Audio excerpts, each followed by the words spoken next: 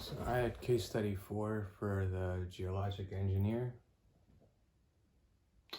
First, we're going to go over the background, aftermath, ethical issues, ethical theory 1, 2, the code of ethics used, potential objections, and then references. Background, there was an elementary school in the 1980s that was shut down because there was a gas leak. The 400 children had to be moved to a temporary facility while the state investigated the leak. They believe that there was a nearby storage facility tank that was the gas from the tank was seeping into the groundwater, which was making it unsafe for the children to be there. The storage facility owner denied this claim, and he actually hired a firm to conduct tests to prove that there was no contaminants in near his tank. The consulting firm that the owner hired showed a map that did not indicate any hydrocarbon concentrations in that area of the tank, even though the monitor wells that were in place showed concentrations. The tank was located 600 feet north of the school with a water table elevation 8 feet higher than the water table elevation of the school. And the gas station that the owner had accused of having done the spill was located 200 feet west of the school with a water table elevation 2 feet higher than the water table of the school. And in both the consultant and state reports, groundwater was noted to flow down gradient from the tank towards the school.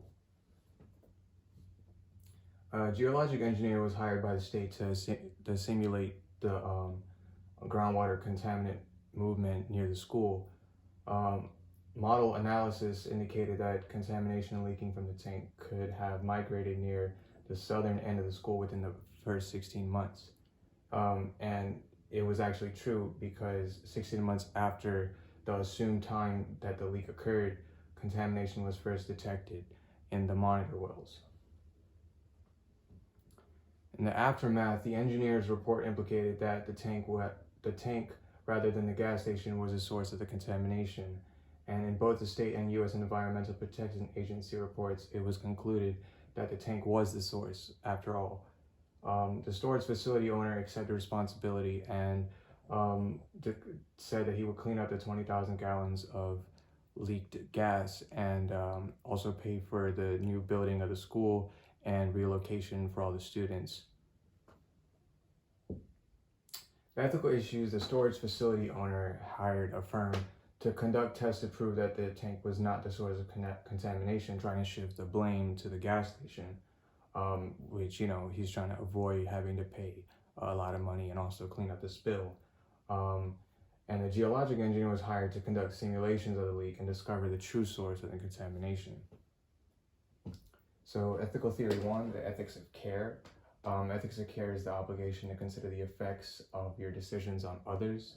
The storage facility owner and the firm he hired both knew that the source was from his tank, but they fabricated test results to show that there was no hydrocarbon concentrations in the tank. The owner and consulting firm did not think about the hundreds of children that could have been harmed, or if something else would have went wrong, like an explosion to the school. Using ethics of care, the owner and firm both were unethical in their decision to fabricate the test results. Ethical theory 2 is deontology. Deontology uses rules to distinguish right from wrong. The geologic engineer was hired by the state to conduct the research and study to find the actual source of the contamination. And even before any of the studies were conducted, the engineer and his colleagues had agreed that most likely it was the tank, based on the data that they had acquired beforehand. They used a U.S. Geological Survey two-dimensional solute transport model, which is widely used in groundwater contamination analysis. And using that, the engineer concluded that the tank was the source of contamination. Based on the guidelines of the survey, the engineer was ethical in his decision to indicate that the tank was a source of contamination. Code of ethics, the engineer most likely would have used as, he probably was a civil engineer working on environmental engineer, um, he would go with the American Society of Civil Engineers Code of Ethics, and Canon 1 out of 7 says that engineers shall hold paramount the safety, health, and welfare of the public and shall strive to comply with the principles and sustainable development in the performance of their professional duties. The engineer made an ethical decision based on this code of ethics, as he held the health, safety, and welfare of the children as the first priority while conducting this whole investigation. It wasn't based on any type of money. Potential objections. For the first potential objection, the storage facility owner knew that it would cost a lot of money and time to clean up the spill if he was found guilty of it. And doing that might have him lose his business and might make his family go into financial hardship. And on the other side of ethics of care, because he's caring for his family as well as his business, it was ethical for him to make this decision to fabricate the test results, looking at who he's trying to protect. And potential objection number 2, the consulting firm that the owner had hired was contracted to conduct to test and fabricate those tests. And the firm knew that the tank owner, would have to pay a lot of money, and they might lose their contract with him if they found that the tank was contaminating the groundwater.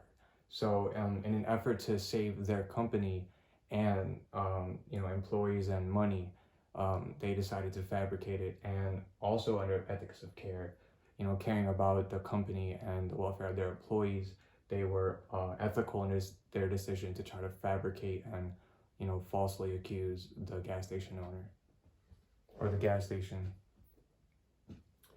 And here's some references.